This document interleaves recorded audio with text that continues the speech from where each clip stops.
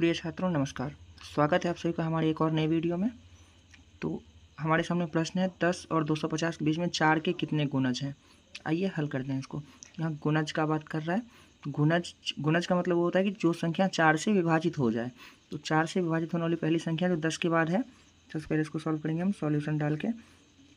10 के बाद 12 पहली संख्या होगी, फिर 16, फिर 20, ऐसे ही। अब लास्ट टर्म, बहुत सारे बच्चे यहाँ लास्ट टर्म निकालने में कंफ्यूज कर जाते हैं।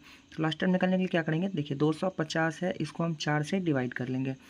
4 से इसको डिवाइड करेंगे तो ये होगा 4 छके 24, जीरो यहाँ एक बचेगा, कट गया, 4 दूनी 8। ये जो रिमाइंडर बचा, शेष हमको 2 बच रहा है, इस 2 को हम 250 में से माइनस कर देंगे। इसमें जब माइनस करेंगे तो ये हमको आ जाएगा 248। ये हमारा इसका लास्ट टर्म है। ठीक है, अब हमारे पास एक AP बन के आ गया है। हमको पूछा गया कितने गुणज हैं, तो हम n का वैल्यू निकाल देंगे। A का मान 12 है, D का मान 4 हो गया। अब आगे हमको जो लास्ट टर्म दिया है इसको हम बोलते हैं AN। AN का मान हमको 248 दे रखा है। तो अब हम इसको फॉर्मूले पे सेट करेंगे। फॉर्मूला होता है AN बराबर A plus N minus 1 into D। सबका मान रखेंगे, N का मान निकालना है। AN का मान है 248 और A की जगह हम रख देंगे 12 प्लस N माइनस 1 और D का मान हो जाएगा 4, जो भी हम ऊपर निकाल चुके हैं।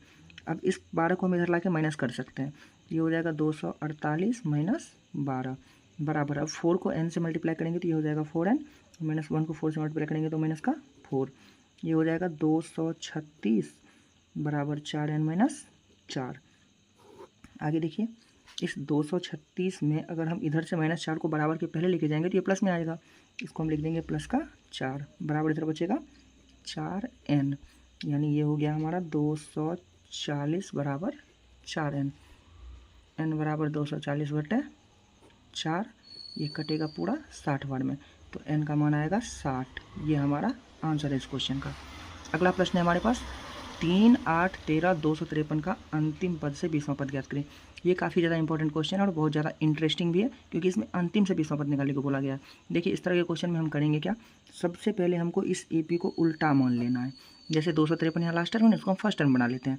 ये हमारा हो जाएगा 253 और करेंगे क्या, इधर से 5 5 बढ़ते जा रहे हैं, उधर से 5 5 घटाते आएंगे हम। ये हो जाएगा 248, फिर 243, डॉट डॉट डालेंगे और जो फर्स्ट टर्म था वो हमारा लास्ट टर्म बन जाएगा। यहाँ आ जाएगा ये 3 और हमको 20वां पद निकालना है। N का मान 20 रखे हम निकाल देंगे। यहाँ से A का मान हमारा क्या हो जाएगा 253, D बराबर क्या हो जाएगा 248 माइनस 253, यानी माइनस का 5, और AN जो लास्ट टर्म है वो हमारा क्या हो जाएगा 3। अब हम क्या करेंगे, N का मान हमको दिया हुआ है 20, वो हम यहाँ पे लिख लेते हैं। अब आगे हम क्या करेंगे, फॉर्मूला लगाएंगे AN बराबर फॉर्मूला होता है A plus N minus 1 into D। अब AN का मान क्या है 3 है। अंतिम से 20वां पद निकालना है ना, तो A20 निकालना है हमको। A20, इस AN का यहाँ पे कोई यूज नहीं होगा, हमको A20 निकालना है। इसको हम यहाँ से कट कर देते हैं। A20 निकाल के ये हो जाएगा A plus N minus 1। A plus N की जगह 20 आएगा, माइनस 1, और D की जगह आ जाएगा माइनस का 5, क्योंकि माइनस 5 हमको D मिला था। अब ये हो जाएगा A की जगह हम क्या रखें 253 प्लस 19 गुना माइनस का 5। ये हो जाएगा 253 माइनस 95, घटा देंगे इसको तो 158। ये हमारा आंसर है। इस सवाल को इस तरीके से हम काफ़ी आसानी से हल कर सकते हैं। आगे बढ़ते हैं, अगला क्वेश्चन देखते हैं। ये हमारा AP का एक बॉक्स वाला क्वेश्चन है। यहाँ पे देखिए फर्स्ट टर्म खाली छोड़ दिया गया है, सेकेंड टर्म में 13 लिखा है, थर्ड टर्म खाली छोड़ दिया गया है, फोर्थ टर्म में 3 लिखा है। अगर हम इसको गौर से देखें तो ये हमारा A है, पहला पद, ये है A2, ये है A3 और ये है A4। तो सबसे पहले A का जगह खाली है, लेकिन A2 की जगह दिया गया है।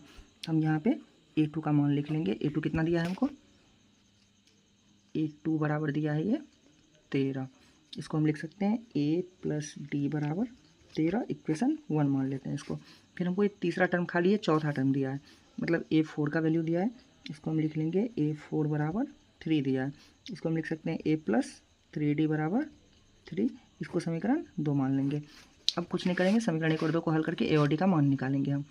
अब यहाँ पे हम लिखेंगे समीकरण 1 तथा 2 से जब उसको हल करेंगे तो देखिए क्या होता है। समीकरण पहला हमारा क्या था, A प्लस D बराबर 13, ये था पहला। और दूसरा अभी हम निकाले a प्लस 3d बराबर 3, ये था दूसरा। अब हम क्या करेंगे, विलोपन विधि लगाएंगे, उसको घटा देंगे। घटाने पर क्या होगा, इसका चिन्ह बदलेगा, ये प्लस में था माइनस आ जाएगा, ये भी माइनस आ जाएगा और इधर से ये भी माइनस हो गया, ये कैंसिल होगा। डी में से 3d घटाएंगे, मतलब कम में से ज़्यादा घट रहा है तो माइनस बचेगा, माइनस का 2d बराबर, यहाँ 13 में से 3 घटेगा तो 10 बचेगा। d बराबर हो जाएगा 10/-2, ये कैंसिल होके माइनस का 5 बचेगा। d बराबर हम लिख देंगे -5। अब जब d का मान आ गया है, अब हम इस d के मान को क्या करेंगे, समीकरण 1 या 2 में किसी में रख देंगे। हम d के मान को समीकरण 2 में रखते हैं। समीकरण 2 में रखने पर समीकरण 2 हमारा क्या था, a प्लस 3d बराबर 3, तो a प्लस 3 गुना -5 बराबर में रहेगा 3, ये हो जाएगा a माइनस 15 बराबर 3, या a बराबर 3 प्लस 15 यानी 18। अब क्वेश्चन क्या बोल रहा था वो देखते हैं एक बार। हमको a निकल गया 18, d निकल गया -5, मतलब फर्स्ट टर्म निकालना था। इस फर्स्ट टर्म के पहले वाले डब्बे में तो हम 18 भर देंगे, ये 18 आ गया। अब हमको a3 निकालना है, तो हम यहाँ पे लिखेंगे a3 बराबर होता है a प्लस 2d, तो a की जगह हम क्या लिखेंगे, 18 आया है प्लस 2 गुना d की जगह आ जाएगा -5, ये हो गया 18 और -10 यानी 8, तो थर्ड डब्बे में क्या आएगा, 8 आएगा, यही हमको निकालना था।